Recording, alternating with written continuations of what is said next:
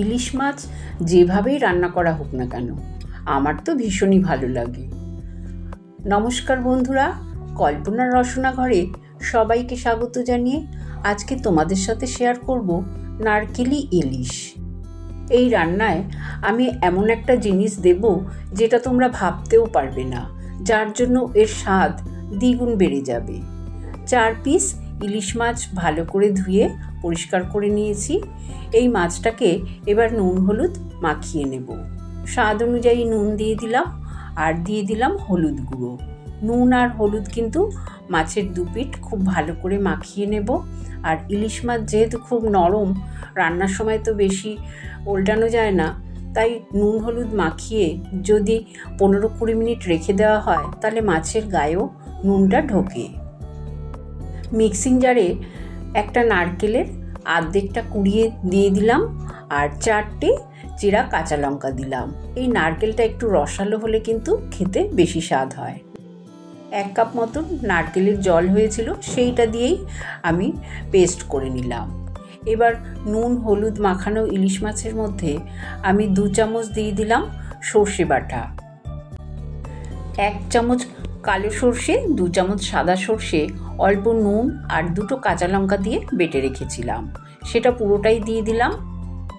আর 4টে চেরা কাঁচা লঙ্কা, নারকেল, আমি নারকেলের জল দিয়ে যে পেস্টটা বানালাম মিক্সিং জারে সেটাও দিয়ে দিলাম।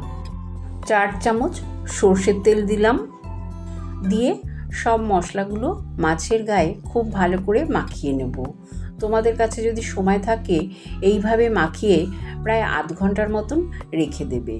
তারপরে আমি যখন গ্যাসে বসাবো তার আগে আমি মিক্সিং জারটা ধুয়ে অল্প একটু জল দিয়ে দিলাম, কারণ এই নারকেলি ইলিশটা বেশ একটু মাখা মাখা হলে খেতে বেশি ভালো লাগবে। খুব বেশি জল দেব না। গ্যাস অন করে প্রথম দিকে হাই ফ্লেমে 5 মিনিট রেখে দিলাম। এই সময় আমি 1/2 চামচ চিনি দিলাম। যদি নারকেলটা খুব মিষ্টি হয় তাহলে চিনিটা তোমরা স্কিপ করতে পারো। তারপরে যখন ফুটে যাবে আমি মাছগুলোকে খুব সাবধানে উল্টে দেব। 5 মিনিটে কিন্তু 1 পিঠ ভালো মতন সেদ্ধ হয়ে গেছে।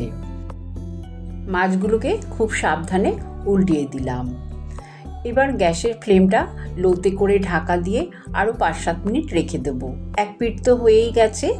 এবার তোমাদের 5-7 মিনিট পর ঢাকনা খুলে দেখাচ্ছি। দেখো 2 পিঠই কিন্তু ঠিকঠাকভাবে আমার হয়ে গেছে।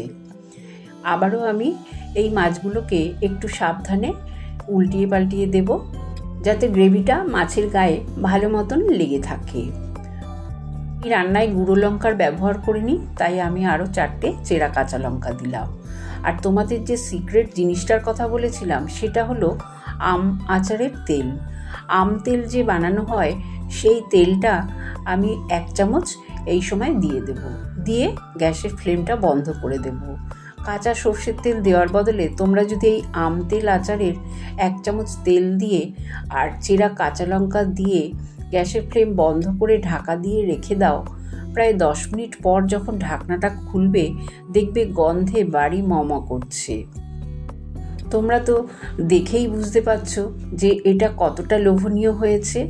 আর গরম গরম ভাতে এই রকম যদি নারকেলি ইলিশ থাকে তাহলে আর কি কিছু লাগে বলো? তোমাদের আমি একটা মাছ একটু ভেঙে দেখিয়েও দিচ্ছি যে কতটা দেখো সফট হয়েছে। আর এটার স্বাদ এতটাই হয় যে একবার খেলে ভুলতে পারবে না। তাই রেসিপি ভালো লাগলে কমেন্ট করে জানিও। চ্যানেলটাকে লাইক শেয়ার করো, নতুন বন্ধু হলে সাবস্ক্রাইব করো। সবাই সুস্থ থেকো। ধন্যবাদ।